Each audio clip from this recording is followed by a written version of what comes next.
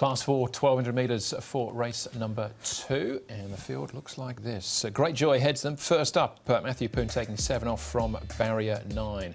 Flying Force then with Zach Purton in the saddle, gets up to the 1200 metres. Clear Choice makes his debut. Cheerful Jet, third course and distance behind Manful Star last time out. He made the running. Mystical gets all kinds of gear changes. Paddington gets the earplugs. London Master, a last start winner at Sha Tin up the straight. And World City was last on his return. He'd been off the track for a while though. 1200 metres, good to slow potentially the speed. I think Cheerful Jet from the 7 might be able to cross these. Beauty Connection stepping up to the longer trip. Paddington maybe a touch closer. The newcomer here, Clear Choice. Now back in the picture there, as you can see, number 4. I think he's actually a chance of getting outside of the leader, Cheerful Jet. He's got a little bit of gate speed. I'm going to have him placed there, but I still think potentially good to slow the leader could dictate. Flying Force is the first one we're looking at. He's the grey in the front here with Secret Weapon just warming up for the weekend, no doubt. But Flying Force is going well. Just a nice piece here. He's dropped 13 pounds coming into this. It's interesting Zach Purton is riding him. Here's the second piece with Zach on him. So he's had a good feel of him here. He's had two good gallops leading into this particular race. Just got to get over barrier 12, I think. But he's going nicely here in the morning. Cheerful Jet went well at his debut run this season. Was a nice run behind Manful Star, and he's going nicely as well. Even money, and Zach rode him there, but Brett Preble will be jumping aboard for race day. All right, we'll come back to the jockey selections in a moment, but let's have a look at Flying Force in action first. Beauty Connection in this race as well, who drops out of it here. I sort of question mark about the 1200. Should get it on breeding, but normally campaigned over the minimum. I don't know what to do with him anymore, to be honest, Andrew, because I thought maybe the change of stable might be good for him. He ran well first up, and then he was disappointing behind Junzi. So I don't know. Maybe going 1200, they'll go a little. It'll be a little bit more sedate the pace early, so he might be able to get into position, get comfortable. Flying Force definitely closed off well. And he's an interesting runner, just having his second run in this grade. Yeah, I think he's a chance in the race, and yeah, he'll strip fitter for that run as well. He had those 2 good gallops since. All right, so Zach rode Flying Force.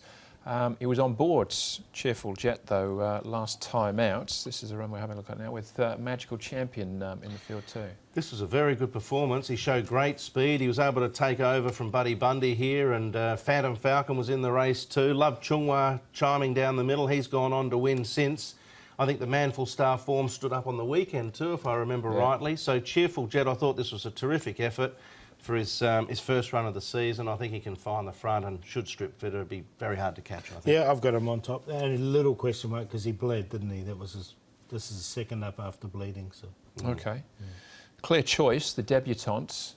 Zach's ridden him in both of his trials. But again, he's on board Flying Force, so Brett Preble will be on board. Yeah, 1,063 pounds for Clear Choice, so he's pretty fit going into this race. The question mark I had was that Zach did ride him in this trial, and on his breeding and what I've seen him, I thought he might just need a little bit longer. He's by Rebel Raider, who, if I'm getting the right, Rebel Raider won a Victoria Derby. Yeah. South Australian horse, funnily enough, for Leon McDonald, so he's probably bred to go over longer, but yeah, I'd like to get in Zach's ear, actually, and find out what he's thinking, because, yes, he's ridden Clear Choice. He's obviously did a lot with Cheerful Jet before he even had that last start, and then now Flying Force, so interesting.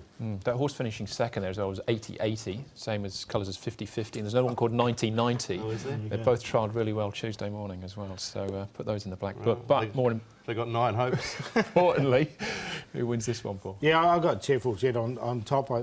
I think just the way that speed map looks and the pace of the race, if he can dictate, he'll be tough. Now, Great Joy, he's a 1650 metre winner, but he's racing here over 1200. But they put a lot of work into him, and he has caught the eye on some of his gallops. I wouldn't be surprised if he ran well fresh. So I've got him in for second. Beauty Connection should get the perfect run in the race, but we know he's not the most genuine horse. And Flying Force went well. 6-1-5-2, but I'll play a test. I'll go wide. 1-2-5-6.